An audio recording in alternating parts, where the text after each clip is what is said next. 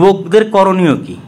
যুবকদের 1 নম্বর করণীয় এবং শেষ করণীয়, প্রথম করণীয় এবং শেষ করণীয়, যেটা কোনোদিন পরিবর্তন হবে না, যেটি সকল যুগে চলমান। আজকের যুগেও যদি নবী রাসূলগণ আসতেন তাহলে তারা প্রথম এই কাজটি করতেন, সেটা হচ্ছে দাওয়াতি কাজ। কিন্তু সমস্যা হচ্ছে আমাদের দাওয়াতি কাজে সংস্কার নিয়ে আসতে হবে। কৌশল নবীদের মতো হতে হবে, ধৈর্য নবীদের মতো হতে হবে, ইখলাস নবীদের মতো হতে হবে তা নয়, হওয়ার চেষ্টা করতে হবে। আচার ব্যবহার, নম্রতা, ভদ্রতা নবীদের মতো হতে হবে, অথবা কোরআনের মানহাজে হতে হবে। কোরআনে আল্লাহ সুবহানাহু ওয়া তাআলা যেরকম নম্র ভদ্র ভাষায় দাওয়াত দিয়েছেন, সেই নম্র ভদ্র ভাষায় দাওয়াত হতে হবে, এবং সকল ধরনের মানুষের কাছে দাওয়াত। শুধু আমার কাছেই দাওয়াত, আমাকে যারা ভালোবাসে তাদের কাছেই দাওয়াত, শুধু দুর্বলদের কাছে দাওয়াত, আর বড়দের থেকে ফায়দা না। সরাসরি তো বড়দের কাছে হিট করেছেন নবীরা, প্রত্যেক যুগের নবীরা সেই যুগের যারা সবচেয়ে বড় বিরোধী ছিল তাদেরকে হিট করেছে।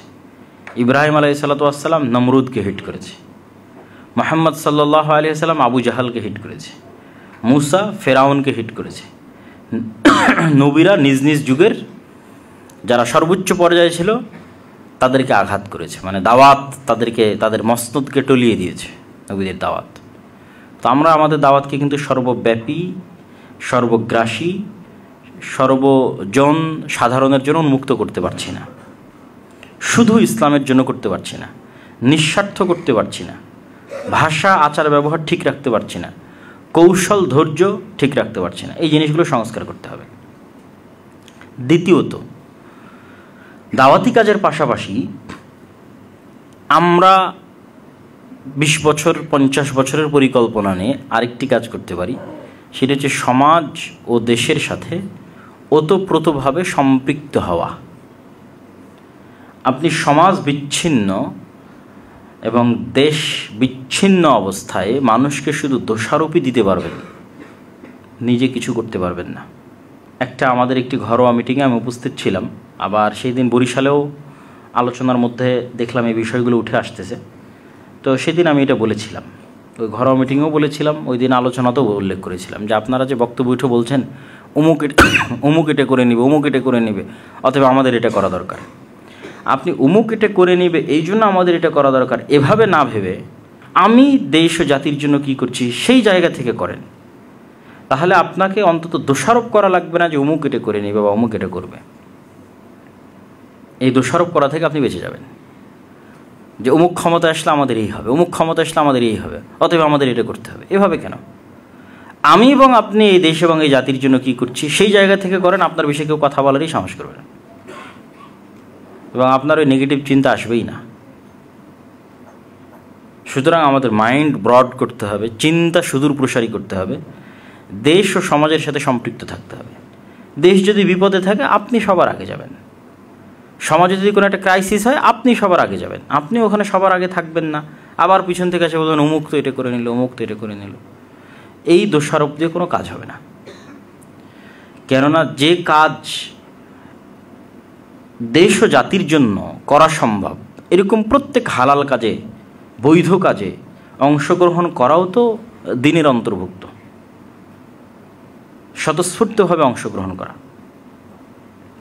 সুতরাং দেশ বিচ্ছিন্ন, সমাজ বিচ্ছিন্ন থাকা যাবে না। নবীগণ তাদের নিজ নিজ সমাজের সাথে শতভাগ সম্পৃক্ত ছিলেন।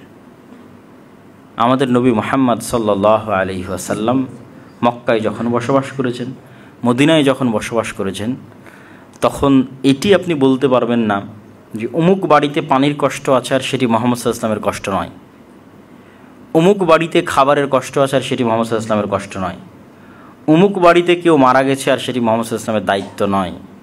ঠিক আছে না? এরকম কোনো সিচুয়েশন খুঁজে পাওয়া কঠিন আছে। উনি ইনস্ট্যান্ট, প্রতিটা মুহূর্ত, প্রতিটা সময় মানুষের সাথে সম্পৃক্ত ছিলেন। আর এর সবচেয়ে বড় প্রমাণ কোথায় পাবেন? আমাদের আলেম ওলামাদের সময় কোথায় কাটে? আমাদের আলেম ওলামাদের সময় কাটে বই লেখনীতে, বই পড়ায়, গবেষণায়, ছাত্রদের পড়াতে, বক্তব্য দিতে। আর আমাদের নবী মুহাম্মদ সাল্লাল্লাহু আলাইহি ওয়াসাল্লাম তো বই লেখাও জানতেন না, পড়াও জানতেন না। তাহলে একটা বড় পার্ট ওনার থেকে বাদ পড়ে গেল, যে ওনার কোনো বই পড়ারও কাজ নাই, বই লেখারও কাজ নাই। তাহলে আল্লাহ সুবহানাহু ওয়া তাআলার পক্ষ থেকে কোরআন আসে, জিবরাইল নিয়ে আসে, উনি মুখস্থ করেন। 5 ওয়াক্ত সালাত আদায় করেন, তাহলে আর বাকি সময় উনি কী করতেন?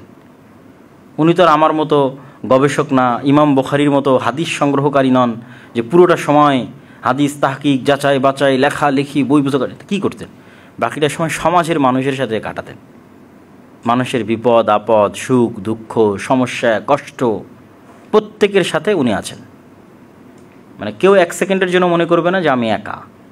মদিনায় বসবাস করা কোনো মানুষ 1 সেকেন্ডের জন্য এটা মনে করতে পারবে না যে আমি একা, বরং সে মনে করবে যে না, এখানে মুহাম্মদ সাল্লাল্লাহু আলাইহি সাল্লাম আছে, আমার কোনো বিপদ আপদ হলে তিনি পাশে আসবেন, এবং এটা তার রেসপন্সিবিলিটি।